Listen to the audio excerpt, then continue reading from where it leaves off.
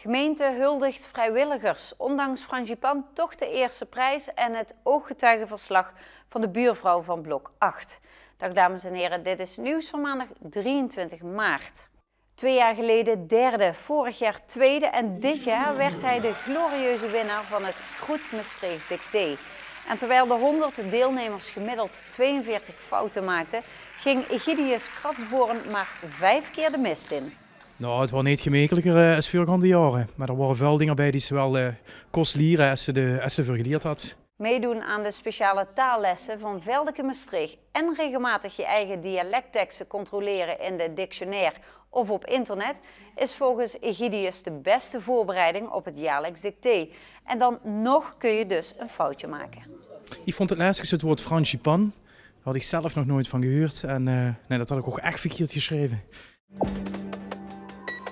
Tot zover het nieuws van vandaag. Na de reclame kunt u nog kijken naar Weekendlui. Programma's ziet u terug via onze Facebookpagina of op rtvmaastricht.nl. Bedankt voor het kijken, een hele fijne avond en graag weer tot morgen.